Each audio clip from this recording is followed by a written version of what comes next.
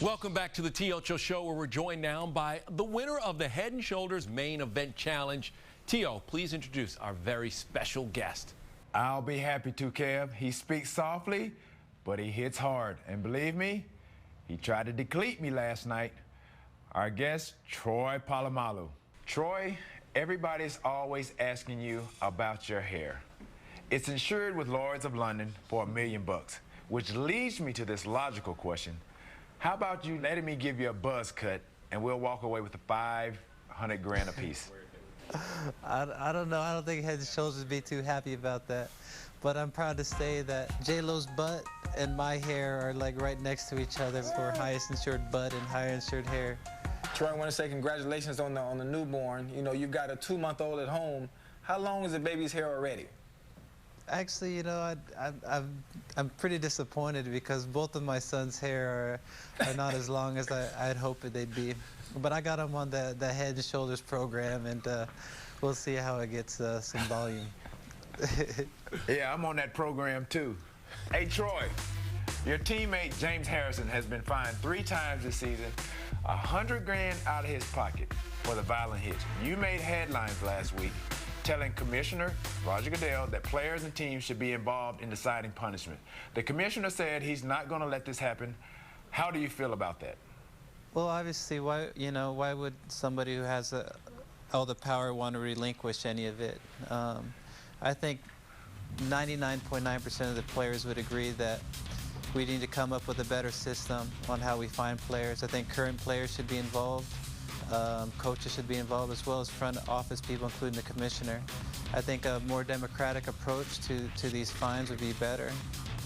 I would totally agree. I think this is definitely where I think players should definitely use our voices in situations like this. And this is only just one of many topics that needs to be addressed. And obviously we have a potential lockout coming up.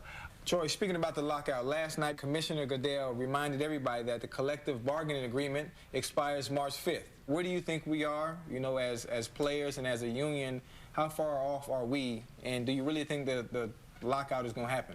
I think the public should understand, one, is that it's not a strike, that the owners are locking us out.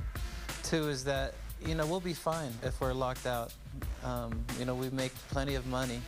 However, as far as the occupancy of workers, you know, there may be 3,000, I don't know how many football players there are, but there's going to be hundreds of thousands of people that work at these stadiums, that work in the front office, that are coaches, that are going to be out of jobs as well. And this may be their second, their third job, you know, that help them pay their mortgage, and those are the real people that are going to be hurting. One more question.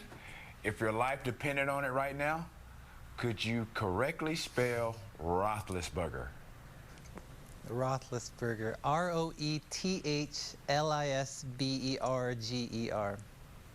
That's correct. That? Troy, what a great teammate. Thank you for being with us on the show. Honestly, it's a tremendous honor. I told you last night, T.O., man, you too, Chad, that to play against 2 of the greatest receivers that are in the game today and even in the history of this game. I admire you guys. Honestly, I do look up to you guys, and by all means, I hope the fans wouldn't look bad at this, but I do look up to you guys. But that wouldn't take away from any of my effort and how I play you guys, obviously. But it's a real honor to play against great football players and talented as you guys are. Oh man, Thank you, man. I appreciate that, Troy. I salute you. And we'll see you in a couple weeks, right? Yeah. We'll see you in a couple weeks. Thanks for being on the show, man. And it's kind of hard to say, but congratulations on the win last night and your main event award. Thank you. Take care, guys.